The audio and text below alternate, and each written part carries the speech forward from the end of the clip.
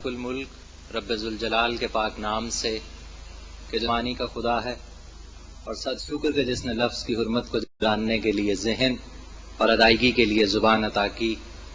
Programme فتاوی on line کے ساتھ میں آپ کا میزبان سید علی حسنین، میرے ساتھ ہماری مہمان شخصیت مفتی مولانا محمد اسحاق صاحب، آپ عصر حاضر کے وہ عظیم اور ممتاز عالم دین ہیں جو وحدت امت کے لیے کوشاں ہیں، اور آپ کی تعلیمات کا مین فوکس، آپ کی تعلیمات اور آپ کی گفتگو صرف اور صرف اس بات پر منحصر ہے، اس بات پر بیس کرتی ہے کہ امت کے اندر اتحاد کو کیسے فروغ دیا جائے۔ اس کے لیے یہ پروگرام ہم نے کچھ اس طرح سے ارینج کیا ہے کہ اس پروگرام کو آپ تک پہنچانے میں مرکز حرمین الاسلامی کے میاں طاہر اور پاسبان ملت اسلامیہ کے چند نوجوانوں کی کوشش شامل ہے۔ اس پروگرام کا فارمیٹ یہ ہے کہ اس میں ہمارا ایک ٹول فری نمبر ہے 0800 11 777 0800 11 777، جس پر کال کرنے کے کوئی چارجز نہیں ہیں۔ اس پر آپ کال کرتے ہیں اور مولانا آپ کو آن لائن اس کا جواب دیتے ہیں۔ اس کے علاوہ اس پروگرام کی ریکارڈڈ سی ڈی جو ہے وہ اگلے دن، جس دن آپ سوال کریں گے اس سے اگلے دن شہر کے مختلف جو کیبل نیٹ ورکس ہیں ان کے ذریعے آپ تک پہنچے گی، اور وہاں سے بھی آپ اس سوال کا جواب حاصل کر سکیں گے۔ اگر آپ تک ہمارا یہ پروگرام پہنچ رہا ہے تو خود بھی اس میں شامل ہوئیے، اپنے دوستوں کو بھی بتائیے، اور جو بھی آپ کے دینی معاملات ہیں، جو بھی سوالات ہیں، انشاءاللہ مولانا آپ کو اس کا جواب دیں گے۔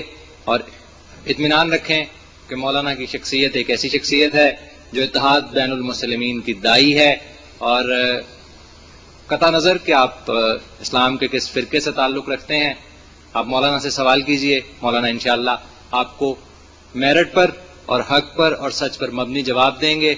آج کے پروگرام میں کافی ریٹن سوالات ہم تک پہنچے ہوئے ہیں، اس کے علاوہ آپ کی ٹیلی فون کالز کو بھی شامل کیا جائے گا۔ یہ پروگرام جو ہیں ان کی ریکارڈڈ سی ڈیز جو ہیں وہ ایک خاص سیکوینس کے ساتھ نمبر 1 سے لے کر 29 یا 30 تک شیف کمپیوٹر ایک دکان ہے ریک سٹی مارکیٹ میں، احمد میڈیکل سٹور کی پچھلی گلی میں، وہاں سے آپ کو اویلیبل ہیں، اور انتہائی کم قیمت پر آپ یہ سیڈیز وہاں سے حاصل کر سکتے ہیں۔ اس کے علاوہ اس کی آڈیو ریکارڈنگز بھی آپ کو مل سکتی ہیں۔ مولانا محمد اسحاق صاحب خطیب ہیں جامع مسجد جیلانی پورہ گلی نمبر 1 کے، وہاں پر جمعے کے دن خصوصی نشست ہوتی ہے، اس میں بھی سوال و جواب کا سلسلہ ہے۔ دیکھتے ہیں کہ ہمارے ساتھ ٹیلی فون لائن پر ہمارے پہلے کالر کون ہیں۔ مولانا ایک تحریری سوال کو چلیں پروگرام میں پہلے شامل کرتے ہیں کہ نمازی کے ایک کال آ رہی ہے، اس کو دیکھتے ہیں۔ السلام علیکم۔ السلام علیکم۔ السلام۔ آپ کی آواز بہت کم آ رہی ہے، تھوڑا اونچا بولیں۔ تھوڑا اونچا بولیں، آپ کی آواز بہت کم آ رہی ہے۔ السلام علیکم۔ ہاں جی، اب آپ کی آواز آئی ہے۔ جی کون دوست ہیں؟ جی یحییٰ فاروق بات کر رہا ہوں، مولانا بیٹھے ہیں؟ جی مولانا بیٹھے ہیں۔ یحییٰ صاحب کیا پوچھیں گے مولانا سے؟ مولانا سے ایک سوال پوچھنا ہے۔ جی جی پلیز۔ مولانا سے پوچھنا یہ ہے کہ جو آدمی رمضان میں فوت ہو جائے، جی اوائل رمضان میں یا آخر رمضان میں، جی تو قبر میں اس کا کیا انجام ہوتا ہے؟ کیا حساب و کتاب موقوف ہوتا ہے یا حساب و کتاب فوراً ہوتا ہے؟ جی مولانا۔ یحییٰ بھائی، جو آپ نے سوال کیا نا، اس کا صحیح جواب یہ ہے کہ رمضان المبارک میں بھی اسی طرح حساب ہوتا رہتا ہے جس طرح باقی ایام میں ہوتا۔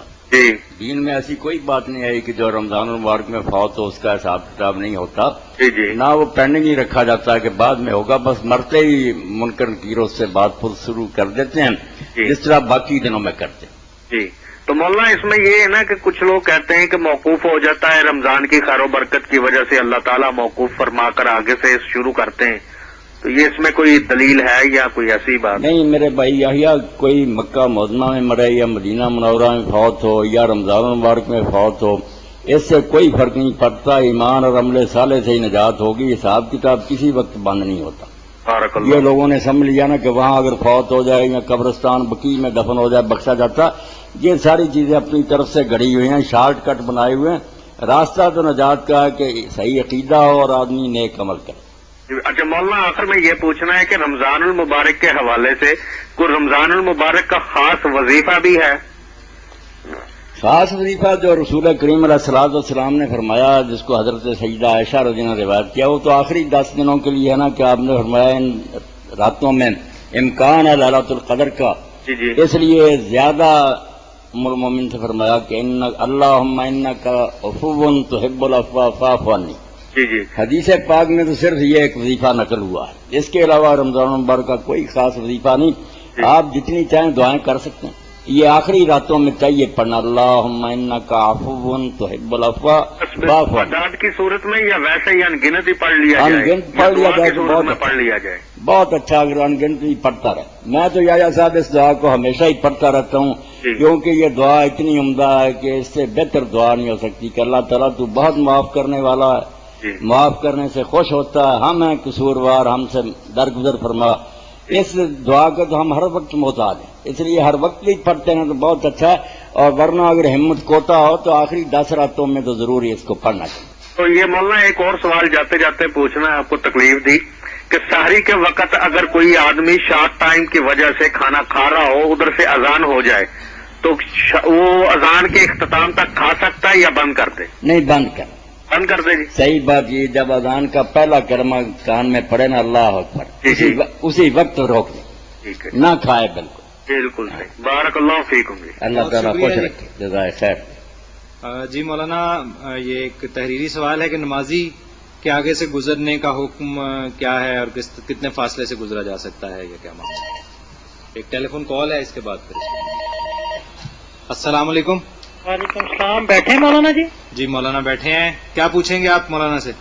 مولانا سے سر پوچھنا ہے مجھے کہ یہ جو گاڑی دے رہے ہیں بینک والے، جی اپنا لیز کرتے ہیں، جی جی ایک بینک ہے میزان بینک، جی اس نے کہا جی ہم جو ہے نا اسلامک بینک ہے وہ، ہاں جی میزان اسلامک بینک، صحیح ہے سر اس نے نکالا ہوا ہے اجارہ کار، ٹھیک ہے جی، وہ دے رہے ہیں جو بھی گاڑی ہے نا تقریباً 10%، 15%، 20%، جو بھی فیزیبل ہو وہ جی ڈاؤن پیمنٹ لے کے گاڑی دے دیتے ہیں، جی اور کچھ پیسے اوپر بھی لیتے ہیں جو گاڑی کی قیمت ہے 3 سال میں، 5 سال میں، 7 سال میں۔ جی ان کا کہنا یہ ہے کہ یہ جو اوپر والے پیسے ہیں ہم آپ سے پر منتھ جو لیتے ہیں یہ ایز اے رینٹ ہے، ٹھیک ہے جی، کیا ان سے گاڑی لینا صحیح ہے؟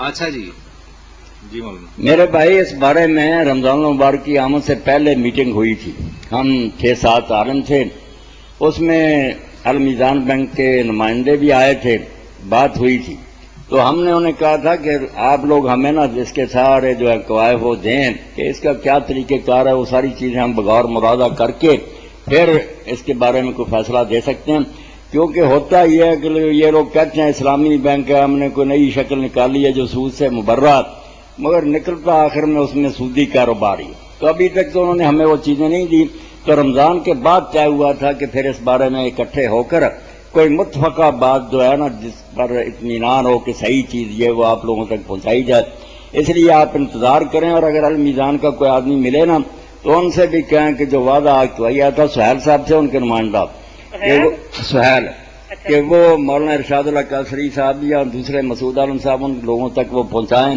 میرے تک بھی پہنچا دیں، تو ان کا وعدہ تو انشاءاللہ اس کو دیکھ کر کوئی نتیجہ نکالیں گے کہ یہ سود سے خالی ہے یا سود کو حلال کرنے کے لیے اوپر لیبل اجارہ کا لگا دیا، صحیح ہے، اور بہرحال آپ پرہیز ہی کریں تو بہتر ہے، جس میں ذرا بھی شبہ ہو نا سود کا، جیسے حضرت عمر رضی اللہ عنہ کہتے ہیں سود تو چھوڑنا ہی ہے، جس میں شبہ بھی نظر آتا نا اس سے بھی بچو، یہ جرم بہت بڑا نا، اس سے بڑی برائی تو دین میں کوئی آئی ہی نہیں کہ اللہ رسول کے ساتھ جنگ کہا گیا، رسول کریم علیہ السلام نے وہ بات کہی معادلہ جس کا تصور بھی نہیں کر سکتے، اپنی سگی ماں کے ساتھ زنا سے 36 گنا بڑھ کر جرم فرمایا، ایک جرم سود کا، توبہ توبہ، یہ تو سوچ نہیں سکتے، اس لیے بچے کوئی آدمی سود سے دور رہے تو بہت اچھی بات ہے، ہاں اگر اطمینان ہو گیا کہ یہ سود سے خالی ہے تو پھر آپ لوگوں کو یہ بات بتلا دی جائے گی، پھر آپ کھلے دل سے کاروبار کر سکتے ہیں۔ تھینک یو جی، بہت مہربانی جی، شکریہ جی۔ مولانا نمازی کے آگے سے گزرنا یا نمازی کے آگے سے گزرنا بہت بڑا گناہ ہے، رسول کریم علیہ الصلوۃ والسلام فرماتے ہیں آدمی کو پتہ چل جائے نا کہ نمازی کے گزرنے کا کتنا گناہ ہے تو 40 برس کھڑا رہنا منظور کر لے، مگر یہ حرکت نہ کرے۔ اس بارے میں سمجھنے کی بات یہ ہے کہ وہ حد کون سی ہے جس سے پرے اگر گزرے تو پھر نمازی سے آگے گزرنا، یہ آپ خلاصہ سمجھ لیں کہ نمازی جس جگہ سجدہ کرتا نا، اس کے سجدے کی جگہ سے ورے اگر کوئی گزرتا وہ پھر نمازی کے آگے گزرنا نہیں، بے شک گزر جائے، اس سے اندر گزرتا ہے پھر نمازی کو بھی روکنے کا حق ہے اور وہ بھی جرم کرتا ہے، سجدے کی جگہ سے پڑے گزرے تو کوئی بات نہیں۔ السلام علیکم۔ وعلیکم السلام، کیا حال ہے؟ جی ٹھیک، کون دوست ہیں؟ اپنے حاج صاحب ہیں نا، میں گلزار کالونی سے بول رہا ہوں، ساق صاحب۔ جی مولانا ہیں، کیا پوچھنا چاہیں گے آپ مولانا سے؟ اب ایک دو چیزیں پوچھنی ہے۔ جی پوچھیں پلیز۔ جی پوچھیں۔ اچھا، بات یہ ہے کہ اگر ایک امام ہو مسجد کا، جی مسجد کا امام ہے تو دوسرا آدمی بھی موجود ہو تو امام بھی سامنے کھڑا ہو جاتا ہے، دوسرا آدمی جماعت کرانی شروع ہوتا ہے، وہ یعنی ایک قسم کا معمول بن گیا ہے۔ تو ہم نے سنا ہے کہ اگر پکا امام ہو تو دوسرے آدمی کو جماعت نہیں کرانی چاہیے جب تک وہ اجازت نہ دے۔ تو یہ پوچھنا تھا کہ امام کے ہوتے ہوئے دوسرا آدمی جماعت کروا سکتا ہے یا نہیں کروا سکتا ہے جب مستقل امام موجود ہو؟ ٹھیک ہے جی مولانا۔ یہ سوال جو آپ نے کیا نا بہت توجہ طلب ہے، واقعی کئی لوگ محض اپنے علم کی نمائش کے لیے خواب خواہ آگے ہو جاتے ہیں۔ صحیح بات وہی ہے جو آپ نے سنی ہے، امام خواہ تھوڑا علم رکھتا ہو یا زیادہ، جو مسجد کا امام ہے نا، مقرر امام راتب اس کو عربی میں کہتے ہیں، اس کے ہوتے ہوئے کسی کو حق نہیں کہ وہ اس کی اجازت کے بغیر نماز پڑھانا شروع کر دے، بلکہ بعض صحابہ کرام رضوان اللہ علیہ مجمعین کا تو یہ حال تھا کہ وہ اجازت کے باوجود بھی نہیں پڑھاتے تھے، وہ کہتے کوئی پتہ نہیں محض مروت اور لحاظ سے اجازت دے دی ہو، دل سے یہ راضی نہ ہو۔ مگر یہ جو آپ نے بتایا کہ خواہ مخواہ کوئی آدمی آگے ہو جاتا ہے، یہ لوگ اس کو کر رہے برا کرتے ہیں، امام کی توہین ہے، اس کی دل شکنی ہے، وہ امام جو مسجد کا ہے وہ نماز پڑھائے۔ یہ ٹوکے ان کو کیسا نہ کریں، امام بیچارے کے دل پر کیا گزرتی ہے کہ مجھے انہوں نے حقیر جانا، کیونکہ یہ بہت اہم منصب ہے۔ ہاں بہت بڑا منصب، وہ نائب رسول ہے، حضور کی جگہ کھڑا ہوتا ہے، اس کی جب رکھا ہوا اس کو تو پھر کیوں اس کے ہوتے دوسرا پڑھاتا۔ اور کوئی سوال جی؟ اور دوسرا سوال سب ایک ہے کہ اگر کوئی آدمی اذان کہتا ہے تو لوگ دوسرے دنوں اس کا انتظار نہیں کرتے، فوراً تکبیر کہنا شروع کر دیتے ہیں، تو میں نے یہ بھی سنا کہ جو آدمی اذان کہے وہی تکبیر کہے۔ ہاں یہی صحیح بات ہے کہ جو اذان کہے اس کو اقامت کہنی چاہیے، البتہ اگر وہ خوشی سے اجازت دے دے تو پھر دوسرا بھی کہہ سکتا۔ اچھا اب پہلا حق ایک آدمی کی سنت وہ کہتا ہے اجازت کا بھی انہوں نے خود بنایا ہوا ہے، حالانکہ یہ نہیں ہے۔ نہیں اس کو جو اذان کہتا ہے اس کا ہی زیادہ حق ہے۔ ہاں اس کا حق زیادہ نا۔ اور ایک مسئلہ سب یہ ہے کہ یہ جو ہے نا مردے کو دفن کرنا امانت کے طور پر، اس کا کوئی ہے حدیث میں؟ نہیں، اس کا قرآن و حدیث میں اور فقہ میں کوئی نہیں ذکر۔ یہ لوگوں نے اپنی طرف سے ایک بات بنا لی ہے کہ امانت کے طور پر دفن کر دیا، پھر نکالیں گے کسی دوسری جگہ لے جائیں گے، یہ بالکل غلط بات ہے۔ جو آدمی ایک دفعہ دفن ہو گیا نا، سوائے میرے بھائی کسی قانونی مجبوری کے کہ ناش کا کوئی پوسٹ مارٹم وغیرہ کرنا وہ الگ بات ہے، ورنہ کسی کو حق نہیں کہ پھر اس لاش کی بے حرمتی کرے، دفن ہو گیا بس ٹھیک۔ یا کسی دوسرے کی زمین میں دفن کر دیا خواہ مخواہ، میری ملکی کی زمین تھی بغیر اجازت کے، وہاں خواہ مخواہ کسی نے اپنا مردہ دفن کر دیا، مجھے حق پہنچتا کہ میں کہوں کھاڑو یہاں سے، باقی نہیں۔ باقی اگر عام قبرستان میں دفن کیا تو یہ امانت کا کوئی تصور نہیں، امانت کوئی شانی، دفن ہو گیا ہوگا۔ بہت بہت شکریہ صاحب، اللہ خوش رکھے، اللہ جزائے خیر۔ مہربانی۔ مولانا ایک السلام علیکم۔ السلام علیکم جی۔ وعلیکم السلام۔ السلام علیکم۔ وعلیکم السلام۔ السلام علیکم جی۔ آپ نے کیا پوچھنا ہے سوال کریں، آپ کی آواز آ رہی ہے۔ اچھا سر، میرا سوال یہ ہے آپ سے مولانا صاحب سے۔ جی سب سے پہلے تو مولانا صاحب کو میرا السلام علیکم۔ وعلیکم السلام ورحمۃ اللہ وبرکاتہ۔ مولانا صاحب کئی لوگ قبرستان میں نا مصنوعی قبر بنا کر جگہ روک لیتے ہیں، اور کئی دفعہ تو قبرستان میں جگہ کی قلت کی وجہ سے تدفین کے لیے بڑی پرابلم ہو جاتی ہے، کیا ایسا کرنا جائز ہے؟ ہمارے ایک دوست نے تقریباً 4 جگہ پہ مصنوعی قبریں بنا رکھی ہیں، پلیز قرآن و سنت کی روشنی میں واضح کریں۔ ہاں میرے بھائی، واقعی یہ جرم لوگ کرتے ہیں کہ مصنوعی قبریں بنا کر، یہ تو آپ سے پتہ چلا کہ ایسی حرکت بھی لوگ کرتے ہیں، مصنوعی قبریں بنا کر قبضہ کر لیتے ہیں قبرستان پر۔ کچھ لوگ ایسے ہیں جو کھنڈی بنا لیتے ہیں، ایک مردہ دفن کیا اور پھر وہاں 4 دیواری سی بنا لی کہ اس کے اندر ہمارے ہی مردے دفن ہوں گے۔ قبرستان کی زمین ارض موقوفہ ہے، وقف زمین ہے، اس کا کوئی مالک نہیں۔ اس لیے چوکھنڈی بنی ہو، قبضہ کیا ہو، بالکل وہ فضول ہے. جس کا جی چاہے وہاں اپنا مردہ دفن کر سکتا ہے، کوئی اپنا حق نہیں جتا سکتا. اس طرح کرنے سے کوئی اس کا مالک نہیں بن جاتا کہ میں نے گھیر لیا یہ رقبہ اس لیے میرا نہیں. قبرستان سارے مسلمانوں کا، جہاں جس کا جی چاہے دفن کرے. جو جھگڑا کرے گا وہ جھوٹا ہے، کوئی حق نہیں اس میں. جی میں وسیم گارمنٹ سے محمد عثمانی بات کر رہا ہوں. جی آپ نے وفات نبی پہلے جمعہ میں آپ نے خطبے میں فرمایا تھا کہ نبی صلی اللہ علیہ وسلم آپ اپنی قبر میں نماز پڑھتے ہیں اور زندہ ہیں. پلیز یہ بھی وضاحت فرمائیں تھوڑی سی. اس میں کوئی شک نہیں، رسول کریم علیہ السلام بھی اور دوسرے انبیاء علیہ السلام بھی اپنی قبروں میں زندہ ہیں، نماز پڑھتے ہیں. یہ تو اصول کے طور پر بھی آپ نے بیان فرمایا کہ الانبیاء احیاء فی قبورہم یصلون، نبی اپنی قبروں میں زندہ ہیں، نمازیں پڑھتے ہیں. اور موسیٰ علیہ السلام کا تو خصوصیت سے ذکر کیا کہ میں شب معراج ان کی قبر کے پاس سے گزرا ہوں تو میں نے ان کو دیکھا وہ کھڑے نماز پڑھ رہے تھے. بات اصل میں یہ ہے کہ صرف انبیاء علیہ السلام نہیں، ان کی حیات طیبہ تو بہت اعلیٰ ہے نا اس دنیا میں، جتنا ان کا مرتبہ اونچا. ورنہ سارے اہل اسلام میرے بھائی جب مانتے ہیں کہ مرنے کے بعد جزا سزا ملتی ہے، سوال جواب ہوتے ہیں. اگر کوئی ہے ہی نہیں سوال جواب کس سے ہوتے ہیں؟ اس لیے ماننا چاہیے کہ کفار بھی زندہ ہیں. اللہ تعالیٰ قرآن مجید میں فرعون اور اس کے گھر والوں کا اور اس کی فوج کا ذکر کرتا ہے کیا نار یعرضون علیہا غدوا وعشیا، صبح و شام جہنم کے سامنے سے انہیں گزارا جاتا ہے اور قیامت کے دن حکم ہوگا کر دو اس میں داخل. اب صرف دکھایا جاتا ہے. تو فرعون اور اس کے ساتھی بھی زندہ ہیں اور انبیاء اور نیک لوگ تو بہت اعلیٰ جگہ پر زندہ ہے. زندگی کا انکار نہیں کرنا چاہیے. جو بات غلط ہے وہی ہے کہ جو کہتے ہیں نا کہ وہ یہاں آ کر دخل دیتے ہیں، لوگوں کی مشکلیں حل کرتے ہیں، فریادیں سنتے ہیں، اس کا کوئی ثبوت نہیں. دیکھیں نا میرے بھائی کہ آپ بھی زندہ ہیں، میں بھی زندہ ہوں، آپ اس دنیا میں زندہ ہی ہیں نا، مگر ہم وہاں نہیں جاتے. اللہ رسول نے جو بات بتا دی ٹھیک ہے، ورنہ ہمارا اس دنیا سے، مردوں کی دنیا سے کوئی تعلق نہیں.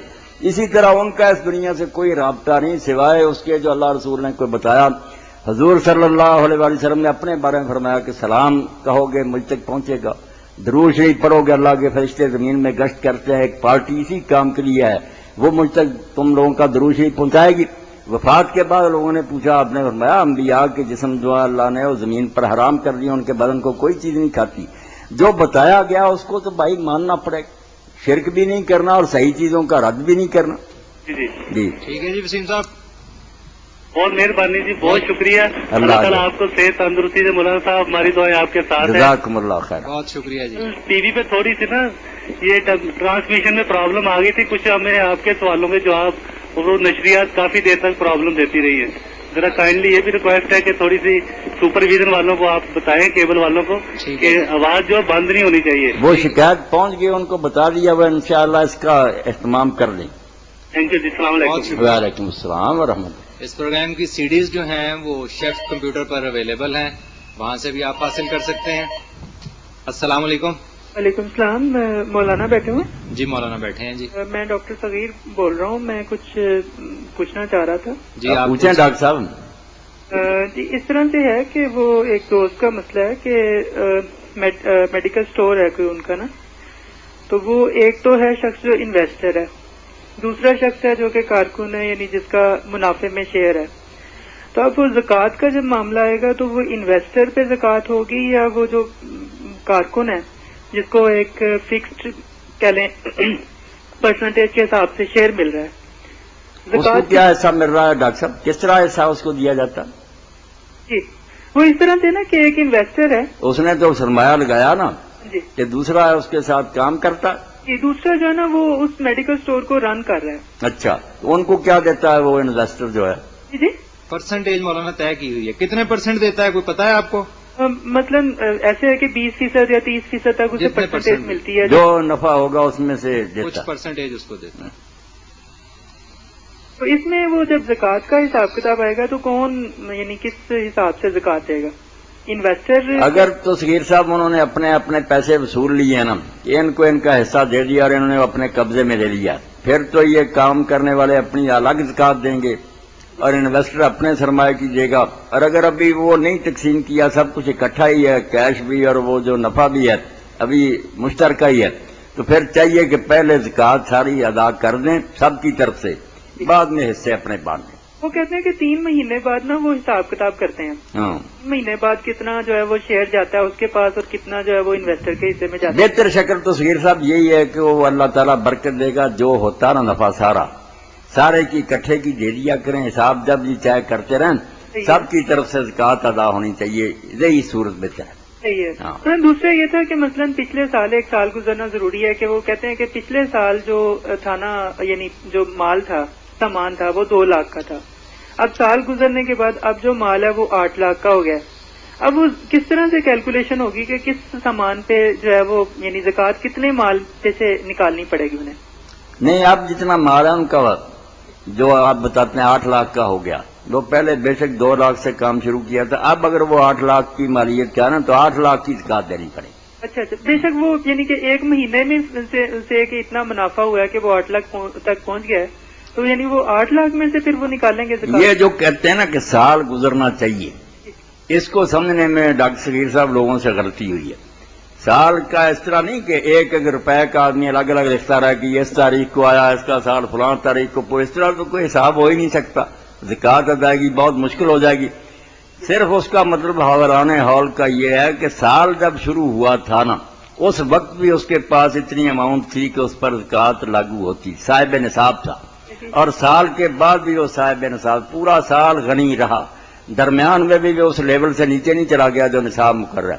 تو ایسا آدمی جو نا اس کے پاس رقم پھر بے شک آج ہی آئی ہو نا لاکھ، اس کا بھی ساتھ ہی حساب کر کے زکوٰۃ دینی پڑے گی. یہ الگ الگ نہیں دیکھا جائے گا کہ یہ رقم کس دن آئی، یہ رقم شروع سال میں امیر تھا شریعت کے مطابق غنی، سال کے آخر میں تو اس کا مطلب وہ غنی ہوئے اس کو سال ہو گیا. بس رقم کب آئی کب نہیں آئی اس کو نہیں دیکھا جائے گا، زیادہ دیر ہوئی یا جلدی آئی اس کی کوئی بات نہیں. صحیح. ایک اسی سے ریلیٹڈ یہ ہے کہ جو کہتے ہیں ذاتی اغراض یا جو گھریلو استعمال کی اشیاء ہیں ان پہ زکوٰۃ نہیں ہے. ان میں ٹی وی بھی ہے، کسی کے پاس فریج بھی ہے، اے سی ہے، کمپیوٹر ہے، جنریٹر، کار، کنوینس، بہت ساری چیزیں ہیں. تو یہ ساری چیزیں مستثنیٰ ہوں گی اس زکوٰۃ کے؟ گھریلو سامان جتنا ہے نا، خواہ وہ ضروریات میں سے ہے یا اپنی تفریح کے لیے بھی رکھا ہے، ان پر زکوٰۃ نہیں عائد ہوتی. جو نقدی ہے ان کے پاس یا سونا چاندی اس پر زکوٰۃ عائد ہوتی. اچھا، باقی جو نا فرنیچر وغیرہ ہے، برتن ہیں یا ایسی چیزیں ہیں، یہ خواہ کتنی مالیت جو ہے ان پر زکوٰۃ نہیں ہے. اچھا. ٹھیک ہے جی، ٹھیک ہے، بہت شکریہ مولانا، جزاک اللہ. شکریہ جی. اللہ جزائے خیر برکت. جی مولانا یہ سوال ہے کہ مولانا ایک کال لیتے ہیں پہلے. السلام علیکم. وعلیکم السلام. مولانا صاحب جی مولانا صاحب ہیں، کیا پوچھیں گے آپ مولانا سے؟ پوچھنا ہے کہ سویرے جدو روزہ رکھی دا ہے جی، تان آوے اس ٹائم کھانا بند کر دینا چاہیے، اللہ اکبر جدو ہو جائے؟ ہاں، جب اللہ اکبر کی آواز کان میں پڑے نا تو اسی وقت کھانا بند کر دیں. مسواک دن میں کسی ٹائم بھی کر سکتے ہیں؟ مسواک سارا دن کر سکتے، تر ہو خشک ہو جس طرح کی چاہے ہو. اچھا، بالکل یہ کر سکتے. بڑی مہربانی. بہت شکریہ جی. جی مولانا، ہاتھ چھوڑ کر نماز پڑھنا امام مالک کے حوالے سے ایک روایت بیان کی جاتی ہے، اس میں یہ ہے کہ امام مالک کا ہاتھ زخمی تھا اس لیے انہوں نے ہاتھ چھوڑ کر نماز پڑھی. ایک ٹیلی فون کال سنتے ہیں. السلام علیکم. وعلیکم السلام جی. سر ایک مسئلہ پوچھنا تھا جی. جی پوچھیں. مسئلہ یہ ہے کہ میں نے کاروبار کے لیے کسی کو 2 لاکھ روپیہ دیا تھا جی. جی.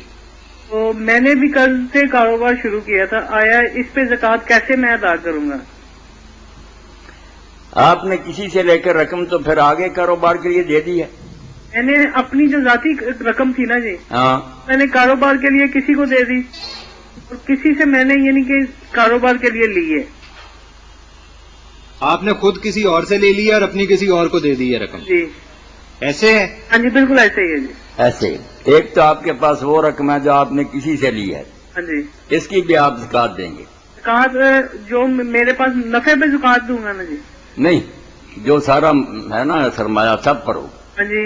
صرف نفع نہیں دیکھا جائے گا، ہاں جی. کل جو ہے نا کیش آپ کے پاس بے شک کسی سے لیا ہوا، ہاں جی. یا تو آپ اس کو واپس کر دیتے پھر یہ بچ جاتے زکوٰۃ سے. اگر آپ اس کو استعمال کر رہے ہیں نا تو یہ اصول یاد رکھیں کہ جو کسی رقم کو استعمال کرتا ہے نا وہی اس کے واجبات یا زکوٰۃ وغیرہ ادا کرے گا. سیدھی سی بات. آپ اگر برت رہے ہیں رقم بے شک کسی سے لی ہے، آپ زکوٰۃ دیں گے. جو رقم آپ نے کسی کو دی ہوئی آپ نہیں اس کی زکوٰۃ دیں گے، وہ اس کی دے گا. مگر جو آپ نے لگائی نا وہ کاروبار میں لگائی ہے، اس لیے وہ تو آپ کا ہی کاروبار ہے، اس کی بھی دینی پڑے گی، دو زکاتیں آپ کو دینی پڑیں گی، جو پیسے آپ نے لے رکھے ہیں کسی سے اس کی بھی دینی پڑے گی، اور جو آپ نے کاروبار میں لگایا ہے کسی دوسرے کے پاس اس کی بھی دینی پڑے گی۔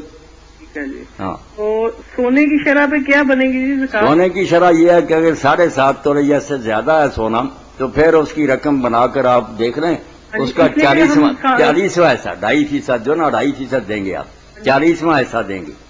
جی تو یہ ہے نا جی مسئلہ کہ ہم جو کرتے ہیں کاروبار سونے کا لین دین کرتے ہیں، جی تو آیا ہم اس سونے پہ دیں گے اب زکات؟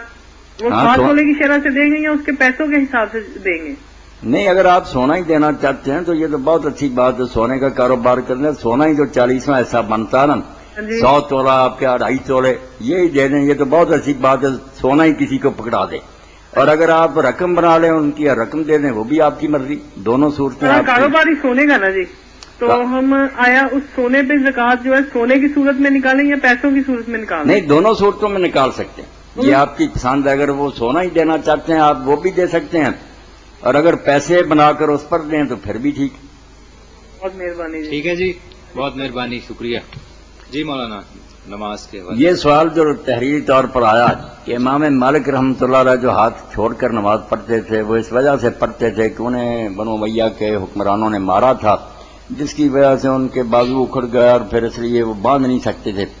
یہ باتیں ایسے لوگ کرتے ہیں جن کو علم کی ہوا بھی نہیں لگی، بالکل وہ علم سے کورے ہیں، یہ نہیں جانتے کہ امام مالک تو پیدا بھی نہیں ہوئے تھے اس وقت سے لوگ ہاتھ چھوڑ کر نماز پڑھتے تھے، مالک نے شروع کیا یہ۔ اس سے پہلے تابعین کے جتنے چوٹی کے لوگ تھے، محمد ابن سیرین تھے، حسن بصری تھے بصرہ میں، ابراہیم نخعی امام ابو حنیفہ رحمۃ اللہ علیہ کے دادا استاد ہیں کوفہ میں، سعید بن المسیب تھے وہ مدینہ میں، ان سب کے آثار جو ابن عبد البر نے تمہید میں نقل کیے کہ سارے تابعین ہاتھ لٹکا کر پڑھتے تھے، اس وقت امام مالک کا نشان بھی نہیں تھا۔ اور عبداللہ ابن زبیر رضی اللہ عنہ صحابی، ان کا مصنف ابن ابی شیبہ میں ایک الگ باب ہے کہ وہ لوگ جو ہاتھ چھوڑ کر نماز پڑھتے، اس میں حضرت عبداللہ بن زبیر ان کا صحیح سند سے ہے کہ وہ بھی ہاتھ چھوڑ کر نماز پڑھتے۔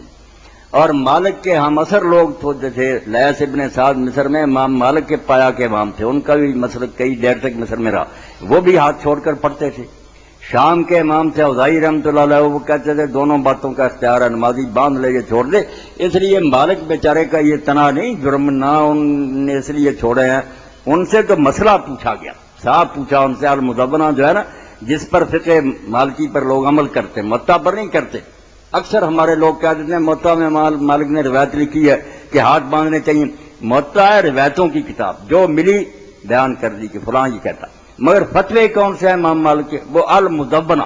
آخر عمر میں ان کے شاگردوں نے پوچھا کہ امام اس بارے میں کیا ہے، اس کی شرح مالکیوں نے کی، اس پر چلتے، اس نے پوچھا کہ ہاتھ باندھنا بہتر ہے چھوڑنا، تو امام نے فرمایا چھوڑنا میرے نزدیک زیادہ اچھا، فتویٰ دیا انہوں نے، ہاتھ ٹوٹے ہوئے نہیں تھے۔ السلام علیکم۔ وعلیکم السلام۔ پہلے ایک مسئلہ پوچھنا سا جی پوچھیں پوچھیں۔ شیخ صاحب، اصل مسئلہ یہ ہے کہ جڑیاں سعودیہ دے تراویاں ہونیاں جی، سعودیہ جڑیاں تراویاں ہونیاں نا جی، جی جی جی جی، وہ اگر انٹرنیٹ دے ذریعے اگر لگیاں ہوئی ہون تے اتھوں بندہ کوئی گھر بیٹھے کوئی پڑھ سکتا جی؟ جی مولانا، یہ جو ہے نا کہ مکہ معظمہ میں یا مسجد نبوی میں تراویح ہو رہی ہے اور انٹرنیٹ پر وہ نظر آ رہی، تو یہاں ہی کو اس جماعت کے ساتھ شامل ہو جائے اور اس تراویح کی جماعت میں مل جائے، یہ نہیں طریقہ ٹھیک؟ جی ہو سکتا ہے جی؟ نہیں، یہ کوئی طریقہ نہیں، جماعت کے لیے ضروری ہے کہ صفیں ایک دوسرے سے ملی ہوئی، یہ لازمی بات ہے۔ یہاں بھی مسجد میں ہو نا، اگر کوئی آدمی گھر میں ہی کھڑا ہو جائے، آواز آ رہی امام صاحب، یہ کوئی طریقہ نہیں، صاف سے صاف ملی ہونی چاہیے، درمیان میں فاصلہ نہیں ہونا چاہیے۔ آپ ویسے شوق سے دیکھ سکتے ہیں، سنتے رہیں، تراویح یا اپنی خود ہی پڑھیں یا لوگوں کسی دوسرے امام کے پیچھے، وہ حرمین کی تراویح کے ساتھ آپ جماعت کے ساتھ نہیں پڑھ سکتے، یہ نہیں جماعت کا طریقہ دین میں کچھ۔ ٹھیک ہے جی، اوکے جی، بہت شکریہ۔ پروگرام فتاوی آن لائن، ہماری مہمان شخصیت مولانا محمد اسحاق صاحب ہیں، جو خطیب ہیں جامع مسجد محلہ جیلانی پورہ گلی نمبر 1 کے۔ سوال و جواب کی ایک خصوصی نشست کا اہتمام کیا جاتا ہے ہر جمعے کی نماز کے بعد۔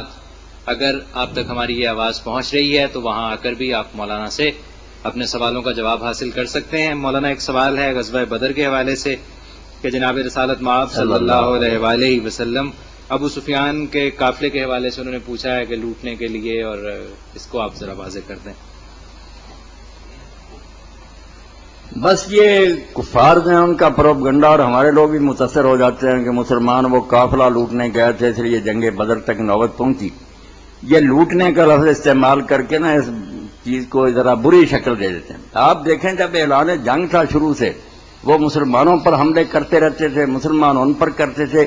اس سے پہلے کتنے سریے ہو چکے ہیں، ابو سفیان اپنے لشکر لے کر کتنی بار مدینہ پر بھی حملہ آور ہوا، مسلمان ان کے راستے روکتے تھے۔ اعلان جنگ تو دونوں گروہوں کی طرف سے تھا۔ اب نہیں جہاز جو سمندری وہ گھیر لیتے ہیں دوسرے ملک جن سے جنگ ہو رہی ہوتی ہے، دوسرے جہاز بھی وہ پکڑ لیتے ہیں۔ جنگوں میں کون برا جانتا ہے اس کو، دشمن کے ساتھ یہ رہتے کی جاتی ہیں کہ وہ سامان جنگ لے جائے، اور وہ قافلہ بھی سب جانتے ہیں کہ مکے پورے نے عورتوں تک نے زیورات دیے تھے، اتنا سامان خرید رہا ہو کہ اگر جنگ ہو اور مدینے کا راستہ رک بھی جائے وہ موت کا سامان تھا مسلمانوں کا۔ اس لیے مسلمان اگر اس کو چھیننے کے لیے گئے اور وہ لے لینا چاہتے تھے ان سے ہتھیار، تو کون سی برائی؟ قوانین جنگ میں کب یہ برا کہ دوسروں کا مال نہ چھینو؟ عجیب بات ہے کہ ساری دنیا جو ہے لڑتی ہے، چھینتے ہیں، مسلمانوں کی باری آتی تو پھر لوٹ بن جاتی۔ السلام علیکم۔ وعلیکم السلام، مولانا صاحب جی ہاں جی، ایک سوال پوچھنا تھا آپ سے۔ آپ پوچھیں۔ ہاں جی، یہ جو ہمارا نظام حکومت ہے آئے اسلامی ہے، اور دوسری بات کہ اگر ایک آدمی جس کے حلال بھی کماتا ہے، نماز بھی پڑھتا ہے، روزہ بھی رکھتا ہے، حج بھی کرتا ہے، اور جتنے بھی فرائض ادا کرتا ہے، لیکن خلافت کے لیے وہ کچھ بھی نہیں کرتا، تو کیا وہ گناہ گار ہوگا یا کہ اس کی بخشش ہو جائے گی؟ یہ میری بہن بات آپ نے جو پوچھی نا، ہے تو ٹھیک بات یہی کہ مسلمان ملکوں میں اب جتنی حکومتیں نا یہ مسلمانوں کی حکومت ہے، کلمہ گور ہوگا مگر اسلامی نہیں ہے۔ ان میں سے کسی کا دستور اور آئین قرآن و سنت نہیں، نہ اس کے مطابق یہ چلاتے ہیں، اس لیے ان کو اسلامی حکومتیں نہیں کہا جاتا، مسلمانوں کی ہے، آخر کلمہ گوئیں یہ تو نہیں کافر۔ باقی آپ نے دوسری بات جو پوچھی ٹھیک تو یہی ہے کہ مسلمان اگر دین کو پوری طرح جانتا ہے تو اس کے دل میں یہ چنگاری ہونی چاہیے کہ دنیا میں خلافت اسلامیہ کا قیام ہو، شریعت کا قانون نافذ ہو۔ اس کے لیے اس کو تڑپنا چاہیے، اور جو اس کے بس میں ہے وہ کر گزرنا چاہیے، اور اگر ایسی کوئی تحریکیں اور جماعتیں بھی مل جائیں تو ان کا ساتھ دینا چاہیے۔ اپنی حد تک اللہ کی بارگاہ میں بری ہونے کے لیے یہ ضروری ہے۔ اگر نماز روزے میں لگا رہے تو پھر تو یہ کفار بھی جو تھے انگریز وغیرہ وہ بھی نہیں روکتے کہ نمازیں پڑھو۔ اصل میں تو یہ خلافت اور اسلامی حکومت یہ نا جس کے وہ دشمن ہے۔ تو ٹھیک بات ہے کہ جو شخص نمازی ہے، روزے دار، اس کو اس ادھر بھی توجہ کرنی چاہیے کہ دین معطل پڑا ہے، قرآن و سنت الماریوں میں بند ہے، اس کے لیے فکر مند ہو، اپنی طرف سے پورا جہاد اور کوشش کرے۔ یہ بات آپ کی بالکل ٹھیک ہے، حکومتیں یہ اسلامی نہیں مسلمانوں کی۔ جی اور کوئی سوال؟ لیکن دیکھیں نا، خواتین اس میں کیسے اپنا کردار ادا کر سکتی ہیں؟ خواتین کا جو کردار ہے نا میری بہن، وہ ہر زمانے میں ایک ہی رہا، وہی بدقسمتی سے اس دور میں ان سے چھینا جا رہا کہ جو تھا کہ یہ تربیت اطفال کریں، بچے تیار کریں، نئی نسل ایسی آئے کہ جب بوڑھے یہاں سے رخصت ہو تو دینداروں کی لائنیں لگی ہو۔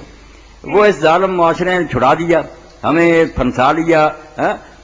عصر حاضر ملک الموت ہے تیرا، جس نے قبض کی روح تیری دے کے تجھے فکر مار، یہ فکر پیدا کری۔ روٹی بیوی بھی کما رہی ہے، خاوند بھی کما رہا ہے، بسوں پر صبح ہی جا کر بیچاری سوار ہوتی ہیں، پڑھاتی پھرتی ہیں دفتروں میں۔ یہ کام ان کا نہیں تھا، یہ ظالم معاشرے نے کیا کہ دوہرا کام ان سے لیا، گھر بھی کام ان سے لو، یہ روزی بھی کماتی پھرے۔ یہ خاوندوں کا کام تھا کہ روزی کمائے، ان کا کام جو تھا وہ انبیاء والا تھا کہ بچے جو ان کی گود میں یہ امانت ہے، ان کو ایسی تعلیم دیں، تربیت کریں، ان کی آزاد سنواریں کہ بالکل صالحین کا ایک گروہ قیامت کے دن کے ساتھ کھڑا ہو، یہ پیش کر سکیں کہ اللہ جو ہمیں دیے تھے تو نے خام مال، ہم نے ان کو ایسا بنایا تھا، اور یہ کام تو لیکن اب تو دیکھیں نا، جس معاشرے میں ہم لگتے ہیں وہ تو بالکل بھی اس کے اپوزٹ ہے۔ اب جو ہندو معاشرہ ہے ان کی خواتین بھی اپنے مذہب کو اتنا زیادہ کرتی ہیں جہاں بھی جاتی ہیں، لیکن ہم لوگ تو بالکل اس کے برعکس ہیں۔ بالکل میری بہن یہ ٹھیک ہے، اگر ہم اس بارے میں بہت جرم کے مرتکب ہیں، اللہ کے ہاں فقر کا اندیشہ، اللہ معافی فرمائے، اپنا کرنے کا کام نہیں کر رہے۔ لیکن دیکھیں نا کہ ہمارے مرد حضرات تو کبھی بھی نہیں پسند کریں گے ان کی خواتین باہر جائیں اور اس طرح کے کام کریں۔ ہاں یہی تو بدماشی ہے، جو اصل کام تھا وہ نہیں کر۔ اگر اس کام کے لیے عورت بغیر اپنے آدمی کے پوچھے جائے تو گناہ گار ہوگی؟ نہیں، اس طرح کوئی دشواریاں پیدا ہو جائیں گی نا میری بہن، گاڑی تباہ نہ ہو جائے۔ خاوند بھی اتنے دیندار نہیں، اگر وہ دیندار ہوں تو پھر تو خود کہیں کہ تو جایا کر اور لوگوں تک دین پہنچا، اگر وہ نہیں ایسا تو ایسا نہ ہو کہ آپ جوش و جذبے سے یہ کام کریں اور نوبت طلاق تک یا گھر کی بربادی تک پہنچ جائے، بچے بھی ویران ہو جائیں گے، ان کا مستقبل تباہ ہوگا.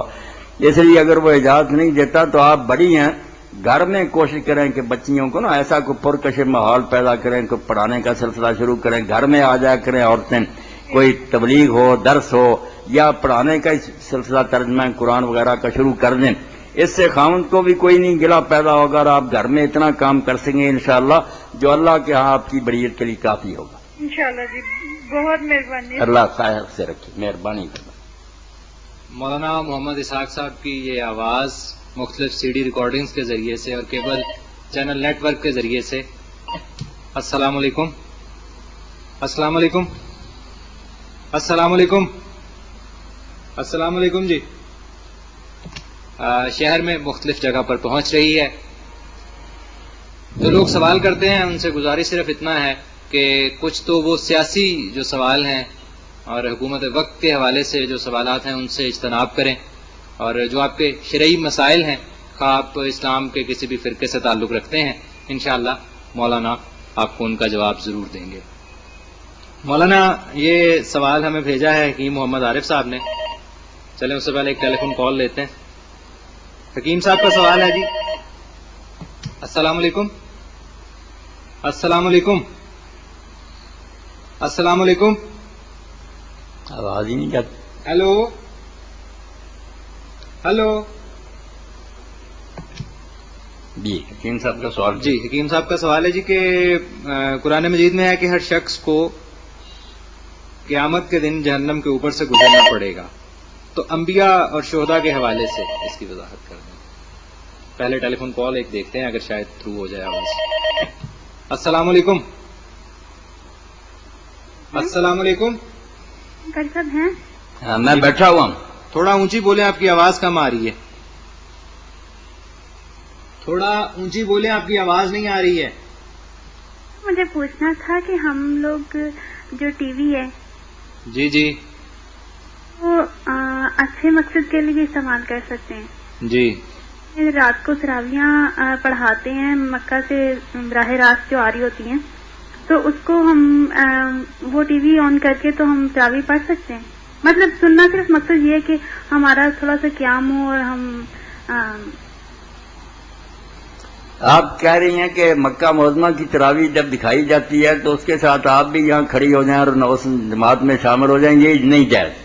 اس کا نہیں آپ کو دین میں حق.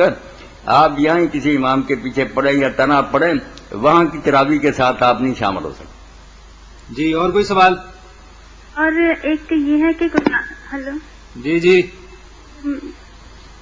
فجر کے بعد سے عشاء کی نماز ہم پڑھتے ہیں اور ظہر تک کوئی سجدہ جائز نہیں ہے، تو اس میں ہم جو رمضان میں ہم کر سکتے ہیں. مطلب رمضان میں تو شیطان کو کہتے ہیں نا کہ جکڑا ہوا ہوتا ہے، تو اس میں بتائیے گا. جو میری نانی اماں وہ تو روزانہ ہی تسبیح نماز پڑھتی ہیں. نہیں، نماز فجر کے بعد کیا پوچھا آپ نے؟ میں کہہ رہی ہوں کہ نماز فجر کے بعد عشاء کی نماز پڑھ سکتے ہیں، اس کے بعد ظہر تک کوئی نماز نہیں ہوتی. نہیں، نماز کیوں نہیں ہوتی؟ آپ جب سورج نکلے نا اور 2 نیزہ بلند ہو جائے، 20 منٹ سمجھ لیں تقریباً سورج نکلنے کے بعد، اس کے بعد اشراق پڑھیں 2 رکھتے ہیں. جب 3 گھنٹے دن چلا جائے اس سے لے کر 11 بجے تک آپ 4 رکھتے ہیں نا، 2 کر کے ضحیٰ کی نماز پڑھیں، چاشت کہتے ہیں.